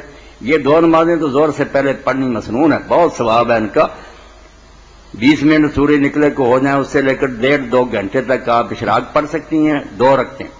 جب 3 گھنٹے دن چلا جائے وہاں سے لے کر پھر 11 بجے تک ضحیٰ کی نماز، چاشت فارسی میں اس کو کہتے ہیں، 2 کر کے 4 رکھتے ہیں پڑھ. یہ پڑھنی چاہیے، ہمیشہ پڑھنی چاہیے. ٹھیک ہے جی، بہت شکریہ آپ کا. جی جی مولانا، یہ حکیم صاحب کیا کہتے ہیں کہ جہنم کے اوپر سے گزرنا ہے تو اس کے لیے انبیاء اور شہداء کے حوالے سے انہوں نے پوچھا ہے، لیکن ایک ٹیلی فون کال اور ہے، اس کو پہلے دیکھتے ہیں. توجہ دینی چاہیے. جی السلام علیکم. السلام علیکم. وعلیکم السلام. جی آن لائن جی فتاوا آن لائن ہے، کیا پوچھیں گے مولانا سے؟ مولانا سے یہ سوال پوچھنا ہے، جی کیا عورتوں اور مردوں کی نماز پڑھنے میں فزیکلی کوئی فرق ہے، خاص طور پہ سجدہ کرنے میں؟ ٹھیک ہے جی. جی جی ابھی جواب دیتے ہیں. ابھی جواب دیتا ہوں. اس بارے میں صحیح بات یہی ہے کہ عورت اور مرد کی نماز جو ہے نا مختلف ہے. ایک کی طرح نہیں انہیں سجدہ کرنا چاہیے. عورت کو سمٹ کر کرنا چاہیے، بالکل زمین پر بچھ کرنا، اپنا پیٹ رانوں کے ساتھ لگا کر پاؤں ایک طرف کو نکال کے بازو بھی زمین پر بچھا کر، جس میں بالکل تستر ہو، اس کا کوئی عضو نمایاں نہ ہو، نظر نہ آئے. جیسے مرد کرتے ہیں اس طرح تو ہر شے ابری ہوئی نظر آئے گی صاف صاف. کوئی امت کا امام اور عالم ہی نہیں کہتا کہ عورت مردوں کی طرح سجدہ کرے. یہ اس دور میں لوگوں نے بات نکال لی ہے، یہ کوئی نہیں بلا دلیل بات ہے. عورتیں ہیں ایسے طریقے سے نماز پڑھے جس میں زیادہ سے زیادہ پردہ داری ہے. اسی لیے سینے پر ہاتھ باندھنے کا حکم ہے کہ اپنے پستان بھی ہیں اس کو دبا کر رکھیں. رکوع بھی زیادہ انہیں جھک کر نہیں کرنا چاہیے کہ پیچھے سے سارا جو نمایاں ہو بدن، ذرا تھوڑا سا جھکے، بس ہاتھ رکوع تک پہنچ جائے. سجدہ تو بالکل زمین پر بچھ کر کرنا. صحیح بات میری بچی یہی ہے، عورتوں کو زیادہ سے زیادہ اپنے آپ کو چھپانا چاہیے. ان کا کوئی عضو جو ہے وہ نمایاں نہیں ہونا چاہیے، کبرا ہوا اور صاف نظر آئے. مردوں کو ٹھیک ہے، بازو پہلوؤں سے الگ رکھیں، اونچے ہوں. عورتوں کو نہیں ایسا کرنا چاہیے.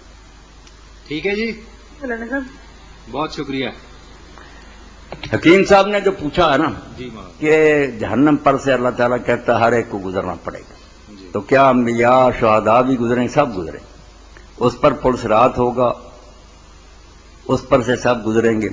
نیک لوگ بجلی کی رفتار سے گزر جائیں گے، کچھ جو گھوڑے کی رفتار سے جائیں گے، کچھ اونٹ کی رفتار، کو پیدل، کو گسٹری، جیسے جیسے اعمال ہیں. جو کافر ہیں ان کو وہاں کانٹے لگے ہوئے ہیں، وہ کھینچ کھینچ کر نیچے لیتے جائیں گے. مگر یہ گزرنے کے وقت کوئی ان کو اس کی تکلیف محسوس نہیں ہوگی، نہ کوئی نے اس کا تپس کا کوئی اثر ہوگا. آرام و راحت سے جائیں گے. یہ تو اللہ کے مہمان ہیں، ان کو کچھ نہیں ہوگا، گزریں گے وہاں. اور حقیقت میں تو حکیم صاحب یہاں بھی ہم دوزخ کے اوپر سے گزر رہے ہیں نا. نیچے جہنم ہے، اس کے اوپر باریک پول ہے، بال سے باریک اور تلوار سے تیز. اسی دنیا میں یہ صراط مستقیم جو سیدھا راستہ بالکل پل صراط ہے. ذرا ادھر ہو جائیں افراد، ادھر ہو جائیں تفرید، کمی بیشی ہوگی ددین. نیچے دوزخ ہے، باریک خط ہے توحید کا، رسالت کا. ادھر ادھر ذرا لڑکے دوزخ میں گرے. ہے تو اس کا ہی تمثل، یہی اس نے سچ مجھ بنا دیا دے گا. آگ، اوپر پل، گزر کر جنت. دنیا کا ہی منظر ہے جو وہاں دکھا دیا جائے. فلم جائیں چل رہی ہے. جی السلام علیکم. وعلیکم السلام. جی مولانا صاحب سے ایک سوال ہے جی، یہ کفر، دونا کفر کیا چیز ہے؟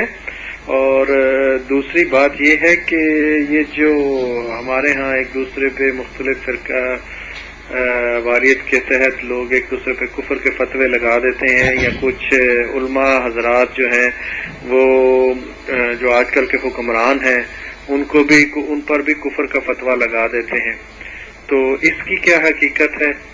اور ایک اور یہ بات بتا دیں کہ یہ جو مشرک ہیں، جو بندے شرک کرتے ہیں، واضح آج کل جو شرک کرتے ہیں، ان کو ہم اسی طرح کا مشرک کہیں گے، جیسے سمجھیں گے جیسے لوگ عام طور پہ پریزنٹ کرتے ہیں خصوصاً ہمارے اہل حدیث حضرات بھائی کہ جی وہ اسی طرح کے مشرک ہیں، تو کیا فرق ہے؟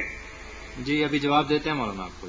یہ دونوں باتیں علی حسنین صاحب نوٹ کر رہے ہیں باری باری. ایک کفر دونا کفر، میرے بھائی نے پوچھا کہ وہ کیا. جیسے صحت اور مرض کے مراتب ہے نا، کہ تندرست ہم ہر شخص کو کہتے ہیں جو بستر پر نہیں لیٹ جاتا، مگر اس میں بھی فرق ہے. کسی کی صحت بہت عمدہ ہوتی ہے، کسی کی طرح اس سے کم ہوتی ہے، مگر جب تک کوئی خاص بیماری نہ ہو سب تندرست کہلاتے ہیں.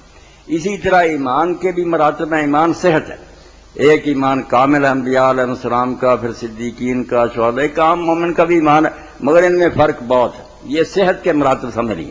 اسی طرح کفر بھی ایک نہیں. بیماری جو نزلہ ہو جائے، معمولی کھانسی، یہ بھی ہے. کینسر اور سرطان بھی جو ہے وہ بیماری ہے. ایک کفر ہے بہت اونچا کفر، کفر اکبر، کہ سرے سے کوئی آدمی کہے کہ قرآن جھوٹی کتاب ہے، محمد رسول اللہ کوئی نبی نہیں ہے، کوئی آخرت نہیں، کوئی اللہ نہیں. یہ وہ کفر ہے جو اسلام سے نکال دیتا ہے. خروج علی الاسلام کے لیے تو یہ کفر درکار ہے کہ ایسا کوئی اعلان کرے تو کہیں گے کہ اب یہ مسلمانوں میں نہیں رہا. اگر یہ نہیں کرتا، اس کے علاوہ کچھ چیزیں ایسی ہیں جو کافروں والی ہیں مگر ہے وہ کلمہ گو، وہ اب بیمار ہے مگر وہ بیماری ایسی نہیں کہ اس سے موت ہو جائے، ابھی وہ زندہ ہے. اس کو کفر دونا کفر کہتے ہیں کہ کفر بھی ہے، اس کے نیچے بھی کفر ہے، اس سے نیچے بھی کفر. جیسے میں نے مثال دی کہ معمولی نظرے سے لے کر آپ کینسر تک چلا جائے، ہے تو سب بیماریاں، مگر جو بیماری کینسر اور سرطان ہے وہ نظرہ تو نہیں ہے. اس لیے چھوٹے موٹے کام بھی حضور نے کئی چیزوں کو فرمایا کہ جو یہ کرتا ہے وہ ہم میں سے نہیں ہے. جن میں یہ چیزیں ان میں جاہلیت ہے, کفر, مگر یہ وہی کفر ہیں جو دونا کفر, چھوٹی چھوٹی بیماریاں, اس سے وہ ہے کام کافروں والا ہی, مسلمان کی شان کے لائق نہیں, مگر اس سے وہ اسلام سے نہیں نکلتا. اسلام سے نکالنے والا کفر وہی ہے کہ وہ کھلم کھلا تکذیب کرے, انکار کرے نبی کریم صلی اللہ علیہ وسلم کی, پھر کافر ہوگا. یہ تو کفر دونا کفر کی بات ہے. حضرت ابن عباس رضی اللہ عنہ نے بہت پیارے انداز میں یہ بات کہی کہ جب کسی میں کفر کی بات دیکھو نا تو کیا یہ کہا کرو بہی کفر, اس میں یہ کام تو ہے کافروں والا, ولا تقولوا انه کافر, مگر یہ نہ کہو کہ یہ کافر ہو گیا. یہ بات اگر سارے لوگ سمجھ لیں کہ بیماری چھوٹی سی ہے ضرور اس میں, مگر یہ مر نہیں گیا کہ اسلام سے نکل گیا مسلمان, اس کو سمجھائیں, تلقین کریں. دوسری بات جو آپ نے پوچھی ہے کہ شرک جو لوگ کرتے ہیں مسلمانوں میں سے, کیا یہ بالکل اسی طرح کے مشرک ہیں جس طرح وہ مشرکین مکہ تھے؟ نہیں, اس طرح کے نہیں. شرک شرک ہی ہے. دیکھیں جیسے غلاظت سونے کے برتن میں ہو وہ بھی غلاظت ہے, ٹھیکرے میں ہو مٹی کے غلاظت ہے. مسلمان وہ کام کرے وہ بھی شرک ہے, مکے کے لوگ کرتے تھے وہ بھی شرک. شرک ہونے میں میرے بھائی ذرا رعایت نہیں, اور اللہ کے ہاں اگر یہ جان بوجھ کر کرتے وہی سزا پائیں گے جو انہوں نے پائی. ایک طرف تو یہ بات ہے, ایک یہ ہے کہ یہاں ہم دنیا میں ان کے ساتھ کیا معاملہ کریں. یہ کہہ دیں کہ یہ مشرکین عرب کی طرح ان کے ساتھ رشتے ناتے حرام ہیں, ان کا ذبیحہ مردار ہے, ان کے ساتھ نماز نہیں پڑھ سکتے, ان کا جنازہ نہیں ہو سکتا, ان کو قبر نہیں, یہ مسلم ہیں, ان میں شرک ہے. جیسے پہلی بات کی میں نے وضاحت کی, بات ان میں شرک کی ہے, مگر یہ مشرک نہیں ہوئے کیونکہ یہ قبول نہیں کرتے. اگر تو مشرکین مکہ کی طرح یہ کہتے نا کہ شرک ہے لے شرکائے, ہاں اللہ کے شریک مانتے ہیں, یہ ایک گروہ تھا جو علانیہ شرک کو اپنا دین کہتا تھا. ناراض نہیں ہوتے, وہ کہتے بالکل سارا ہمارا یہ عقیدہ. یہود اور نصارہ ان سے بڑا شرک کرتے تھے, آپ بھی مانیں گے کہ ان سے بڑا شرک کہتے تھے کہ اللہ ہی ہے عیسیٰ ابن مریم.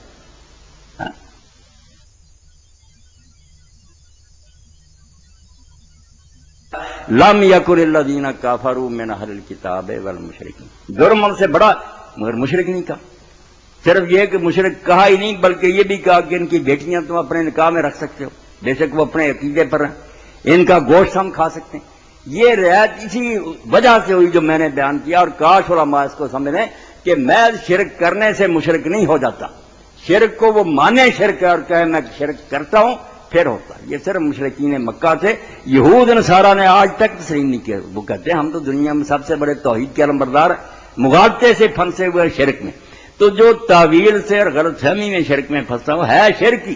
جیسے آدمی مر گیا, غلطی سے مر گیا, آدمی تو مر گیا, قتل میں تو شبہ کوئی نہیں, مگر رعایت ہے کہ جان بوجھ کر قتل کیا یا غلطی سے قتل. یہ ہمارے بھائی غلطی سے کر رہے ہیں, اگر ان کو پتہ چل جائے شرک ہے تو اسی وقت توبہ کر رہے ہیں. وہ بیچارے کچھ تعویلیں کرتے ہیں کہ یہ استشفاء ہے, توسل ہے, تعظیم ہے, ایسے لفظ بنائے ہیں کہ ہم تو وسیلہ ڈھونڈ, ہے غلط باتیں ان کی, جان نہیں اس میں کوئی بھی, بالکل وہی شرک ہے, مگر چونکہ یہ تعویل اور مغالطے سے کر رہے ہیں اس لیے ہم انہیں مشرک نہیں کہتے.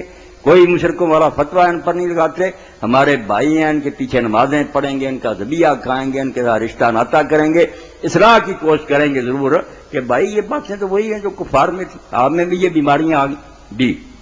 جی ٹھیک ہے جی, بہت شکریہ, جزاک اللہ جی. بہت شکریہ جی. مولانا ایک تحریری سوال ہے ہمارے پاس, اور یہ سوال ہمیں کیا ہے ملک محمد حسین صاحب ہیں جی 171 گاکوے سے. ان کا کہنا ہے کہ قبرستان میں جا کر جو عزیز فوت ہو چکا ہے اونچی آواز میں اس کے لیے درود پاک پڑھنا. ایک ٹیلی فون کال ہے, اس کے بعد دیکھتے ہیں. السلام علیکم. وعلیکم السلام. فتاوا آن لائن. جی فتاوا آن لائن. مولانا اسحاق صاحب بول رہے ہیں. میں بول رہا ہوں, آپ پوچھیں. مولانا صاحب میں ایک سوال کرنا چاہتا ہوں کہ اگر دیکھیں ہم کوئی کچھ کھیلتے ہیں, کوئی گیم وغیرہ کھیلتے ہیں جا کے, ٹھیک ہے نا؟ جی جی بیان ہو رہا. جی جی سن رہی ہے آپ کی آواز, بولیں آپ. کیا گیم کھیلتے ہیں؟ عام طور پر یہ ہے کہ سنوکر وغیرہ کھیلتے ہیں. یہ مولانا جو سنوکر, یہ ٹیبلوں کے اوپر جو گیند کے ساتھ, ہاں گیند کے ساتھ بچے لگ رہے, اس کو وہ کلب میں ان کے پیسے لیتے ہیں. تو عام طور پر یہ ہوتا ہے کہ جو ہارے گا وہ پیسے دے گا. تو کیا یہ جوئے میں شمار ہوتا ہے؟ جوئے میں ہوتا ہے یہ شمار. سارے جو ہے نا مسائل ان کے لیے بنیادی بات جو ذہن میں ہونی چاہیے نا میرے بھائی, کھیلوں کے بارے میں اسلام کا نقطہ نظر, آپ صرف اس تفریح اور کھیل میں حصہ لے سکتے ہیں جس سے جسم کی صحت اور تندرستی حاصل ہو اور آپ جہاد کے لیے، عبادت کے لیے، دینی دنیاوی کاموں کے لیے تیار ہو سکیں۔ محض وقت گزاری کے لیے کھیل یہ دین اس کو ہضم نہیں کر سکتا، کیونکہ اسلام کے نقطہ نظر سے آپ دا رہا ہے ایک لمحہ بھی بیکار ہمارے پاس نہیں ہے کہ وقت گزاریں۔ وقت گزارنے کی چیز نہیں، وہ تو بجلی کی رفتار سے گزرتا جا رہا ہے، ہمارے روکے سے روکتا بھی نہیں، عمر جاتی ہے گزرتی، ہمیں تو اسے استعمال کرنا ہے، اس سے یا دین کا یا کوئی دنیا کا نفع بخش کام وہ کرنا بیکار۔ ہمارے پاس کہاں وقت ہے کہ ہم گیندوں سے کھیلیں، اور وہ بھی جوئے کے ساتھ کہ جو ہارے گا پیسے دے گا، تو یہ لعنت تو جوئے کے ساتھ اور آ گئی، یہ بھی جرم ہو گیا، مگر خود ایسے کھیل ہی گناہ ہے۔ اس لیے کھیل یہاں ہونے چاہیے جن سے طاقت ہے۔ حضور نے فرمایا سواری گھوڑ سواری کرو، تیراکی سیکھو، تیر اندازی کرو۔ ہم تو ایک مشن کے علمبردار ہیں کہ دنیا میں دین کو قائم کرنا، یا اس کے لیے جہاد کے لیے ٹریننگ ہو، یا کوئی جسم اپنے کو ٹھیک رکھنے کی صحت کے لیے ورزش کرے، بھاگے دوڑے، یہ باتیں تو ہیں۔ بیکار اگر شطرنج کھیلتا رہے، بد ہضمی ہو جائے، قبض ہو جائے، کیا وقت بھی ضائع کرنا اور بالکل آپس میں لڑائی جھگڑے۔ تو یہ آپ اصولاً سمجھ لیں کہ کھیلوں میں سے وہ کھیلیں چھانٹیں آپ جو یا صحت کے لیے مفید ہوں یا وہ جہاد کے لیے اور عبادت کے لیے تیار کرتے ہیں، ورنہ ہمارے پاس کلمہ گو کے پاس کوئی ایک لمحہ بھی نہیں ہے کہ وہ فضول کاموں میں اس کو ضائع۔ وَهُمْ عَنِ اللَّغْوِ مُعْرِضُونَ، اللہ کہتا ہے ایمان ہر بےہودہ چیز سے منہ موڑے رکھتے، دھیان ہی نہیں کرتے۔ ہمیں گپے مارنے کا وقت ہے کہ اس میں لگے رہے۔ جی ٹھیک ہے میرے بھائی، بہت بہت مہربانی، جزاکم اللہ۔ جی مولانا ملک محمد حسین صاحب کا سوال کہ قبرستان میں عزیز کے فوت ہونے کے بعد درود شریف پڑھنا اور اس کا ثواب صرف اپنے عزیز کے لیے ہوگا یا پورے قبرستان کے لیے ہوگا؟ لیکن اس سے پہلے پھر ایک ٹیلی فون کال ہے جسے ہم پہلے دیکھیں گے۔ السلام علیکم۔ السلام علیکم، آپ کی آواز بہت کم آ رہی ہے، تھوڑا اونچا بولیں۔ السلام علیکم۔ وعلیکم السلام ورحمۃ اللہ۔ پوچھیں۔ مولانا صاحب سے یہ سوال پوچھنا تھا کہ دعا کا صحیح طریقہ کیا ہے؟ دعا کا طریقہ کون سی بات آپ اس کے بارے میں پوچھنا چاہتے ہیں؟ دعا دیر رات میں جب جی چاہے آپ کر سکتی ہیں، دعا سے بڑھ کر مومن کا کوئی ہتھیار نہیں، اور اللہ کو بھی سب سے پیاری چیز دعا ہے کہ بندہ اس سے مانگتا ہی رہے۔ یہ دیر رات میں اب جب جی چاہے کر سکتی ہیں۔ اگر بہت اعلیٰ طریقہ سے کرنا چاہتی ہیں تو وضو کریں، قبلہ رخوں، دعا کریے، ہاتھ اٹھائیں، ہاتھ تھوڑا ان میں فرق ہونا چاہیے، بالکل ملی نہیں ہونی چاہیے تھیلیاں، ان میں تھوڑا سا فاصلہ ہونا چاہیے، قبلہ رخوں، پہلے اللہ کی تعریف کریں، بے شک الحمدللہ ہی کہہ لیں، بعد میں رسالت مآب صلی اللہ علیہ وآلہ وسلم پر درود شریف پڑھیں، پھر اپنی حاجت پیش کریں۔ انشاءاللہ رسول کریم علیہ السلام فرماتے ہیں پہلے اللہ کی تعریف کرو، پھر مجھ پر درود بھیجو، پھر دعا کرو، جو مانگو گے ملے گی۔ اب اور کوئی چیز اس بارے میں آپ کے ذہن میں پوچھ لیں۔ یہ پوچھنا تھا کہ ہم لوگ جب قرآن پاک ختم کرتے ہیں یا اکثر یاسین ختم کر کے 72 دفعہ یاسین پڑھا کے کوئی چیز اللہ کے نام پہ دی جاتی ہے، تو وہ جو ختم دلوایا جاتا ہے اللہ کے نام پہ یا قرآن پاک کے بعد جو ختم کرنے کے بعد جو ہم لوگ اللہ کے نام پہ تسلیم کرتے ہیں چیز، اس میں کوئی گناہ تو نہیں پہ؟ نہیں میری بچی، ہر کام میں ہمیں یہ دیکھنا چاہیے کہ قرآن مجید جن پر اترا تھا اور جن کی افساد سے ہمیں ملا، جو کائنات میں اللہ کے سب سے زیادہ برگزیدہ اور محبوب بندے ہیں، اللہ کے رسول علیہ السلام، انہوں نے ان کے ساتھیوں نے جو کچھ کیا، قرآن مجید انہوں نے بھی ختم کیا۔ یہ جو سورہ یاسین آپ نے اتنی مرتبہ پڑھواتے ہیں، کئی لوگ اپنے گھروں میں اکٹھا کر کے عورتوں کو 1.25 لاکھ مرتبہ لا الہ الا انت سبحانک کا آیت کریمہ پڑھاتے ہیں۔ یہ چیزیں بیٹی دین میں کوئی نہیں آئی، یہ دعا کا کوئی طریقہ نہیں۔ آپ خود قرآن شریف پڑھتی رہیں، نماز پڑھتی رہیں، دعا کرتی رہیں، اللہ آپ کی سنے گا۔ یہ اجتماع جو ہے نا دعا کے لیے، حضور کے زمانہ میں کسی نے نہیں کیا، صحابہ نے نہیں کیا، بلکہ فتاوی عالمگیری جو فقہ حنفی کتنی بڑی کتاب، اس میں بھی ہے کہ تراویح ختم ہونے پر جو مل کر دعا کرتے ہیں قرآن، یہ بھی بدعت ہے، کوئی نہیں سلف نے ایسے نہیں کیا، یہ چیزیں نہیں ہونی چاہیے۔ دعا ہر وقت آپ کر سکیں، بعد میں جو کھانا کھلاتی ہیں اور کہتی ہیں اس پر ختم پڑھا، یہ طریقہ آپ دیکھ رہے ہیں۔ اگر تو کسی کتاب میں آپ کو ملا ہے میرے بچے کہ اللہ کے رسول نے ایسا کیا کہ کھانا آگے رکھا، قرآن ختم کیا، سورت پڑھی، تو بسم اللہ آپ کرتی رہیں۔ اور اگر یہ چیز نہیں ملتی اور صرف یہ کہیں کہ اس میں حرج کیا، حرج سے بڑا بیٹی کیا ہے کہ ہم رسول اللہ کی سنت سے ہٹ گئے، حضور کا طریقہ نہیں، ہم ان سے زیادہ عقل مند بنے، ہمارے ذہن میں یہ وسوسہ آ گیا کہ آپ کو یہ نیکی نہیں سوجی، ہم زیادہ سمجھدار ہیں۔ معاذ اللہ اس سے زیادہ گستاخی کیا ہوگی؟ آپ پیچھے رہیں، آگے نہ چلنے کی کوشش، کوئی نیا طریقہ نہ نکالے۔ اگر مل جائے حوالہ تو پھر آپ ضرور عمل کریں. بلکہ میرے تک بھی پہنچا ہے کہ حضور نے قرآن شریف پڑھا کھانے پر اور پھر بخشا تو بہت اچھی بات ہوگی. اور اگر یہ نہیں تو آپ کھانا الگ غریبوں کو دیتی رہا کریں. نماز روزانہ قرآن پڑھتی ہیں. آپ نے جب نیت ہی دل میں کر لی کہ جو میں پڑھ رہی ہوں اس کا ثواب میرے والدین کو پہنچے, وہ پہنچتا رہتا ہے. اس کے لیے کوئی خاص نہیں پروسیجر کے کچھ طریقہ کرنا پڑتا, بس اس ارادے سے آپ نے پڑھا چلا گیا اس کھاتے میں. یہ ختم شریف اگر ملے نہ کہیں کہ حضور نے کیا, صحابہ نے یا ائمہ نے بتایا تو بتانا چاہیے. یہ رسم ہندوستان کے ہندوؤں سے لوگوں نے لے لی. وہ وید پڑھتے تھے کھانے پر, انہوں نے یہ کرنا شروع کر دیا. دین میں اس کا حوالہ کوئی نہیں بیٹا ملا. ٹھیک ہے جی. آخر میں نا سب سننے والوں کو مولانا صاحب کی صحت کامنا کے لیے دعا گو میری طرف سے بھی. آمین جی. جی مولانا قبرستان میں جو پوچھا محمد حسین صاحب نے کہ جائیں اور فوت ہو گیا آدمی وہاں درود شریف بلند آواز سے پڑھیں پھر اس کا ثواب بخشیں. یہ بھائی محمد حسین قبرستان میں صرف دو چیزیں جا کر کرنی چاہیے جو حضور صلی اللہ علیہ وسلم نے ہمیں سکھائی ہیں. درود شریف آپ گھر میں پڑھیں, مسجد میں پڑھیں, ہر وقت پڑھیں, قرآن مجید پڑھیں.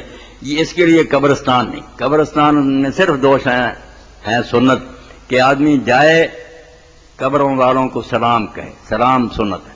اس کے بعد یہ ہے کہ ہاتھ اٹھا کر وہ دعا بخشش کی ان کے لیے کرے, سب کے لیے کرے کہ اللہ انہیں بخشے. اپنا کوئی خاص ہے اس کی قبر پر جائے اس کے الگ بھی کرے, کوئی بات نہیں, خاص تعلق جائے اس سے. مگر یہ دو چیزیں جو نا سلام اور دعائے مغفرت, اس کے علاوہ قبرستان میں کوئی چیز ثابت نہیں. نہ نبی علیہ السلام نے, نہ صحابہ نے, نہ وہاں جا کر سورہ یاسین پڑھی, نہ کوئی اور قرآن پڑھا. قرآن پڑھنے کے لیے گھر بہت اعلیٰ جگہ ہے, مسجد بہت عمدہ جگہ, وہاں آپ پڑھتے رہیں. انشاءاللہ اگر آپ کی نیت ہے کہ اس کا ثواب پہنچے مرحوم کو تو پہنچے. آپ قبرستان میں سے یہ کام کیا کرے, جائے سلام کہیں, دعا کر کے آ جائے. مولانا یہ ایک اور سوال ہے. یاسین صاحب نے یہ سوال ہمیں کیا ہے اور ان کا کہنا ہے کہ قربانی کا گوشت جو ہے اس کی بڑی فضیلت ہے. کیا یہ گوشت غیر مسلم کو دیا جا سکتا ہے؟ ہم اکثر قربانی کا گوشت غیر مسلم کو دے دیتے ہیں. کیا اس میں کوئی شرعی عذر تو نہیں ہے یا اس کے لیے شریعت کا حکم کیا ہے؟ یاسین صاحب نے جو بات پوچھی ہے کہ قربانی کا گوشت کسی غیر مسلم کو دیا جا سکتا, تو اس بارے میں وہ مطمئن رہیں دیا جا سکتا. صرف ایک زکوٰۃ ایسی چیز ہے جو مسلمانوں سے وصولی جاتی ہے, مسلمانوں کو دی جاتی ہے. باقی جو صدقات ہے نا, خیرات اور قربانیاں, عقیقے, اس پر کوئی پابندی نہیں. بے شک یہ انہیں دیے جائیں, بلکہ دینے چاہیے. اگر کوئی پڑوسی ہو یا تعلق والا اس کو دیں, شاید اس حسن سلوک سے وہ اسلام کی طرف مائل ہو جائے. حضرت ابن عمر رضی اللہ عنہ جب کھانا پکواتے تھے, گوشت گھر میں لاتے, کہتے ہیں ذرا شوربہ زیادہ بنا لینا اور سب سے پہلے جو پڑوسی یہودی ہے اس کے گھر بھیجنا. اسلام حسن معاشرت کا نام ہے نا کہ اچھے طریقے سے لوگوں سے برتاؤ کرو. شاید ان کے اندر اسلام کی طرف کشش پیدا ہو جائے. بد سلوکی کریں گے کون اسلام کی طرف آئے گا؟ ہمارے اس رویے نے لوگوں کو بدنام کر دیا کہ مسلمان سلام کا جواب نہیں دیتے. وہ کہتے ہیں السلام علیکم, ہم خاموش رہتے. وہ کہتے ہیں عجیب بات ہے یار, میں نے سلام کا اس نے مانا ہی. تو یہ بھی مسئلہ سمجھنا چاہیے کہ غیر مسلم کو سلام بھی کہا کریں, وہ سلام کہے تو جواب بھی اچھا وہی دیا کریں, وعلیکم السلام ورحمۃ اللہ. باقی فائدہ اس کو اسی وقت ہوگا جب وہ اسلام لائے گا. آپ گھبرائیں نہیں کہ میں نے کیا کرے, آپ نے ایک دعا ہی کی ہے کہ اللہ اس پر سلامتی اور رحمت. دعا دل سے کریں کہ اللہ اس کا حقدار بنا دے. اور وہ حدیث پاک جس کی وجہ سے لوگ رک گئے نا کہ آپ نے فرمایا ان کو سلام نہ کہو اور کہیں تو وعلیکم کہو, اس کا پس منظر نہیں بیان کرتے کہ وہ لوگ جو آتے تھے حضور کے پاس سلام کہتے تھے, کمبخت یہودی السلام علیکم کہتے تھے, برباد ہو جائے تو مر جائے. حضور نے کہا وعلیکم, تمہیں بھی ایسا ہی ہو. تو وہ بدبخت سلام نہیں کہتے تھے. یہاں اگر شریف آدمی کو سلام کہتا اچھا تو آپ اس سے بہتر جواب. جی مولانا, اسی طرح کا ایک اور سوال ہے ڈاکٹر نذیر صاحب کی طرف سے کہ زکوٰۃ, فطرانہ اور صدقے کے حوالے سے میں جاننا چاہتا ہوں کہ غیر مذہب عیسائی یا مشرک کو دیا جا سکتا ہے؟ زکوٰۃ کے بارے میں نے بیان کر دیا, ڈاکٹر صاحب تشریف فرمائی کہ زکوٰۃ نہیں دینی چاہیے. اس کا ایک خاص موقع ضرور ہے مگر وہ حکومت کے فیصلہ کرنے کی بات ہے. آپ بھی اگر ایسا کر سکیں, کوئی ایسا موقع ہے, والمؤلفۃ قلوبہم قرآن مجید نے جب زکوٰۃ کے مطلب بیان کیے کہ اگر آپ محسوس کریں کہ یہ شخص اسلام کی طرف مائل ہو سکتا ہے, مالی امداد کی اس کو ضرورت ہے, پھر کر سکتے ہیں. ویسے خواہ مخواہ کسی غیر مسلم کو جس کا ذرا رجحان نہیں اسلام کی طرف, نہ کوئی توقع ہے, اس کو دینے کی ضرورت نہیں. باقی صدقہ, فطر, قربانی یہ ساری دے سکتے. یہ ان کو اگر دینا ہے حاجت مند دے. اس میں امام ابو حنیفہ رحمۃ اللہ علیہ کی بات بالکل وزنی ہے. دین میں اس پر کوئی پابندی نہیں کہ ان کو نہ دے سکتے. مولانا سورہ فاتحہ کا حصہ ہے یا نہیں؟ بس ایسی بحثیں ہم چھیڑ لیتے ہیں جن کا کوئی حل نہیں کہ یہ حصہ ہے، یعنی قرآن مجید میں یہ اترا ہے جس صورت کے ساتھ درج ہے، بالکل اللہ کی طرف سے نازل ہوا، وہی ہے، کلام اللہ ہے۔ آپ نے حصہ کو کیا کرنا ہے؟ فاتحہ کے ساتھ اس کو پڑھنا ہے، ضرور پڑھنا ہے، آہستہ پڑھیں، اونچی آواز سے پڑھے، پڑھنا۔ ہر سورت کے آغاز میں اسی لیے لکھی گئی کہ اللہ کی طرف سے نازل ہوئی۔ سورہ توبہ کے شروع میں لکھنے کی کوئی ضرورت نہیں، کر سکا، نہیں اتری، کلام اللہ۔ آگے کے سورت کا حصہ ہے یا صرف بادشاہ ہے، یہ باتیں بحث برائے بحث، ان سے کوئی فائدہ نہیں۔